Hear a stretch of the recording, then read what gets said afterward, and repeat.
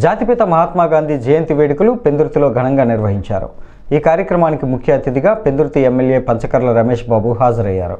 ముందుగా ఎంపీడీఓ కార్యాలయంలో గాంధీజీ విగ్రహానికి పంచకర్ల రమేష్ బాబు పూలమాలలు వేసి ఘన నివాళులు అర్పించారు.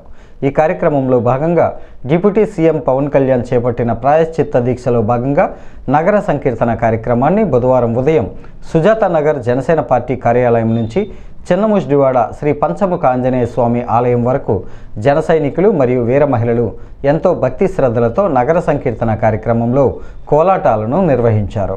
ఈ సందర్భంగా పంచకర్ల మీడియాతో మాట్లాడుతూ అక్టోబర్ 2 గాంధీ జయంతి వేడుకలు పురస్కరించుకొని ప్రస్తుతం హిందూ సనాతన ధర్మం కోసం గత 13 రోజులుగా డిప్యూటీ సీఎం పవన్ కళ్యాణ్ చేపట్టిన దీక్షకు పంచకర్ల ప్రత్యేక అభినందనలను తెలియజేశారు. ప్రధానంగా శ్రీవారి లడ్డు అపవిత్రతపై పవన్ కళ్యాణ్ చేసిన దీక్ష నేటితో ముగియనున్నదని ఆయన అన్నారు.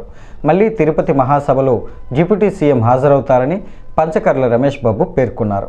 ఈ కార్యక్రమంలో స్థానిక 97వ వార్డు టీడీపీ కార్పొరేటర్ సేనాపతి వసంత శంకర్రావు, 97వ వార్డు జనసేన అధ్యక్షుడు సేనాపతి సోమశేఖర్, బీజేపీ పెందుర్తి నియోజకవర్గ కన్వీనర్ గొర్లె రామనాయుడు, కూటమి నాయకులు పెద్ద ఎత్తున పాల్గొన్నారు.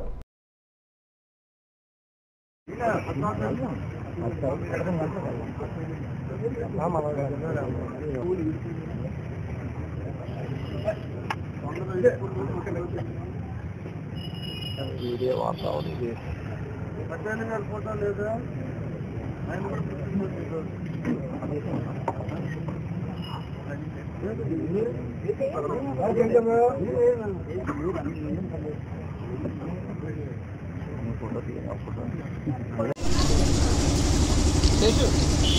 గురుగారు చిన్నది ఫోటో అక్టోబర్ 2 గాంధీ జయంతి. మరి ఉదయమే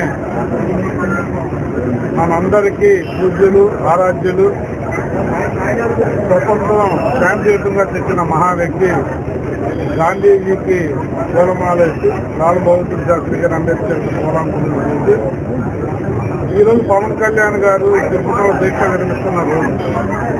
ఈరోజు నగర సంకీర్తన చేసి ఆ అన్నమయ్య పాటలు, సాయిబాబా పాటలు, భక్తి పాటలతో, కోలాటాలతో, భజనలతో పెద్ద ఎత్తున నగర సంకీర్తన చేశాం.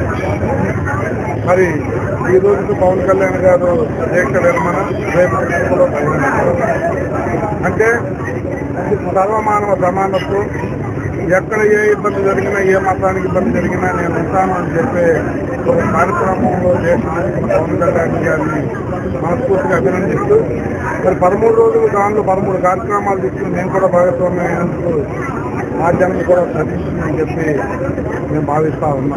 ఎందుకంటే ఇది కేవలం ఎవరికో వ్యతిరేకత అనుకుంటే పొరపాటు. ఏదైతే అపవిత్ర చర్యలు జరిగాయని ఎలుగెత్తి సాగుతూ ఉన్నారో అవి నిజానిజాలు నిషేధించమని, అలాంటి పాపాలు ఇంకా చేయకుండా చేసే వాళ్ళకు భయం భక్తి ఉండాలనేది ఈ కార్యక్రమం యొక్క ముఖ్య ఉద్దేశం. దీనిలో పాల్గొని దీన్ని 13 రోజులుగా జయప్రదం చేసిన మా శ్రేణులందరికీ కూడా మనస్ఫూర్తిగా ధన్యవాదాలు తెలియజేస్తాను.